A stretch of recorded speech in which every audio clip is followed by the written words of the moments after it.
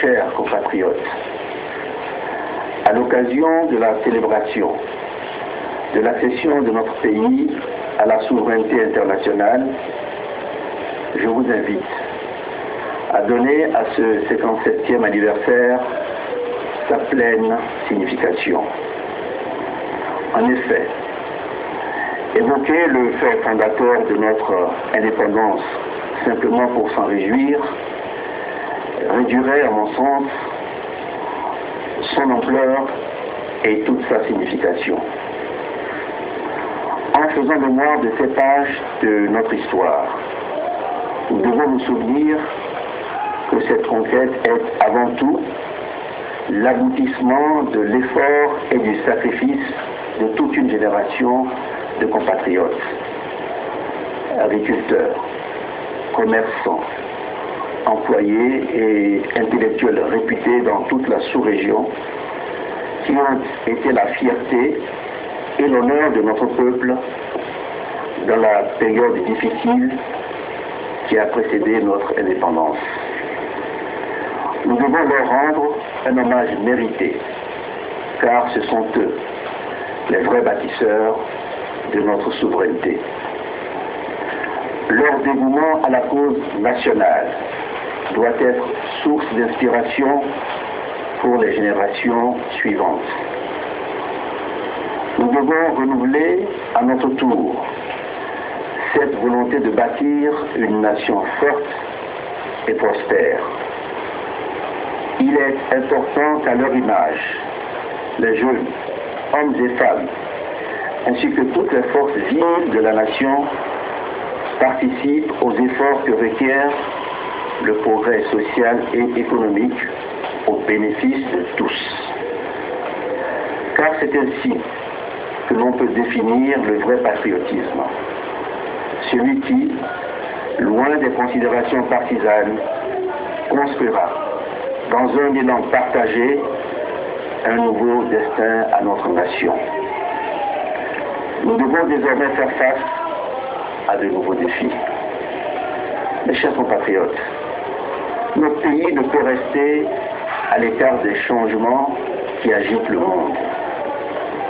Notre adaptation devra en premier lieu se traduire par l'amélioration de nos performances, tant au niveau des institutions que de notre capacité à réaliser une véritable inclusion économique et sociale.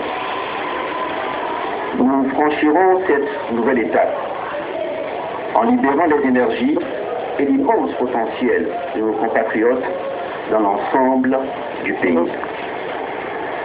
Par l'implication d'un plus grand nombre de citoyens dans l'exercice des pouvoirs locaux, nous favoriserons en particulier la participation des jeunes et des femmes aux responsabilités dans les régions et communes.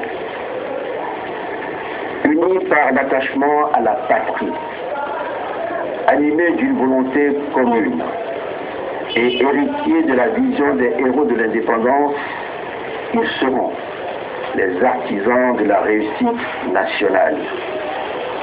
Toutefois, mes chers compatriotes, cette réussite est au prix d'un renforcement du civisme et de la solidarité. À cet égard, je voudrais ici souligner avec force la nécessité de préserver en toutes circonstances la paix civile et sociale dans notre pays. Elle demeure la condition indispensable à la poursuite d'une volonté de progrès social. Nous nous sommes dotés de structures de concertation qui doivent favoriser des solutions constructives face aux difficultés que peuvent rencontrer le fonctionnement de notre démocratie. Lorsque surviennent des désaccords, il est nécessaire que toutes les voies du dialogue soient recherchées. Il est important que les citoyens puissent trouver chez leurs interlocuteurs investis de responsabilité l'attention et la disponibilité indispensables à la réduction des tensions. Il ne s'agit pas ici uniquement de la puissance publique. le milieu associatif, traditionnel, coutumier, la société civile, ainsi que les groupes sociaux sont tous concernés par la quête constante de l'apaisement et la sauvegarde de l'intérêt général. Il faut le reconnaître, mes chers compatriotes, notre société, comme tant d'autres, est traversée par des tentations de remise en cause des valeurs traditionnelles, de morale collective et individuelle que notre culture nous enseigne et qui nous sont chères. Seul le patriotisme et l'unité nationale permettront de sauvegarder le respect mutuel et le comportement citoyen. Il ne faut jamais perdre de vue que chacun d'entre nous a sa part de responsabilité dans le bonheur de tous. Cette approche collective qu'il faut promouvoir nous conduit de surcroît à préserver en toutes circonstances la souveraineté de notre nation. Elle s'accommode parfaitement avec les relations amicales et solidaires que nous entretenons avec nos pays frères d'Afrique. Elle se renforce avec la prise en compte des dangers qui menacent notre sécurité collective. Notre nation a payé le lourd prix du sacrifice de ses enfants dans cette lutte contre la barbarie. Cette solidarité, dans ses aspects plus heureux, nous permet de consolider la cohésion de nos organisations régionales pour une politique concertée de nos investissements et l'intégration de nos marchés. Au niveau intercontinental, cet esprit d'indépendance qui nous anime nous a permis de nouer des relations fructueuses dans le cadre desquelles nous gagnons chaque jour un peu plus le respect de nos partenaires.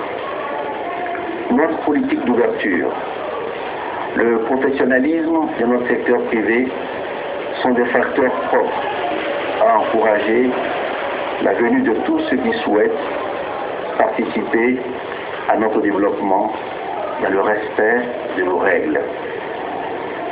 Notre position sur la scène internationale, il faut le souligner, est principalement le fruit de la sagesse de notre peuple qui a choisi le développement dans la paix et l'unité.